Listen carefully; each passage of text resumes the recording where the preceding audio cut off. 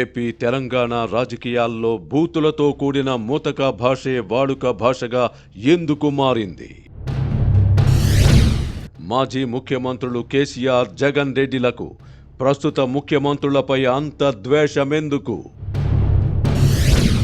రప్ప రప్ప నరుకుతామంటున్న జగనన్కో విపరీత భాషే బీఆర్ఎస్ నేతలకు ఆదర్శమయ్యిందా? ఇక తోలు తీస్తానంటూ ముఖ్యమంత్రి రేవంత్ పై రంకెలేసిన మాజీ సీఎం కేసీఆర్ భాష ఎలా ఉంది?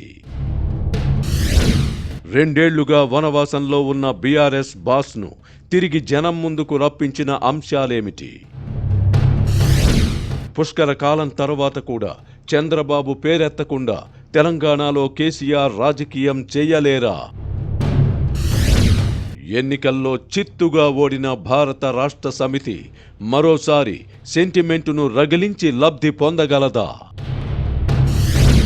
కృష్ణానదికి దిగువన ఉన్న ఆంధ్రప్రదేశ్ రాష్ట్రం ఎగువన ఉన్న తెలంగాణకు నష్టం చేయడం సాధ్యమా? ఉమ్మడి మహబూబ్ నగర్ జిల్లాకు చెందిన రేవంత్ తన సొంత ప్రాంతం ప్రయోజనాలను బలిపెడతారా? తనను తాను అధికుడుగా భావించుకోవడం వల్లే ప్రత్యర్థులను కేసీఆర్ చులకన చేసి మాట్లాడతారా? 3 సార్లు ఓడినా చంద్రబాబు కుంగిపోలేదు. ఒక్క ఓటమికే కేసీఆర్ గిలగిలా తన్నుకోవడమేంటి? 2023 ఎన్నికల్లో పార్టీ ఓటమికి తమ అహంకారమే కారణమన్న వాస్తవాన్ని కేసీఆర్ అండ్కో గుర్తించరా? కేసీఆర్ సెంటిమెంటుకు విరుగుడుగా తెలంగాణలో వెలమల్ని ఒంటరి చేసే వ్యూహంలో రేవంత్ ఉన్నారా?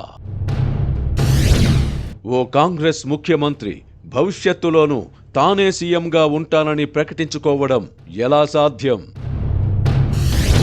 తెలుగు జాతికి తలవంపులు తీసుకురాకుండా నేతలు ఇకనైనా తమ నోళ్లను అదుపులో పెట్టుకుంటారా?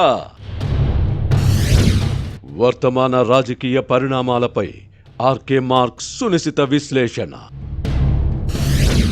We can comment by R K. ఈరోజు రాత్రి 8:30 నిమిషాలకు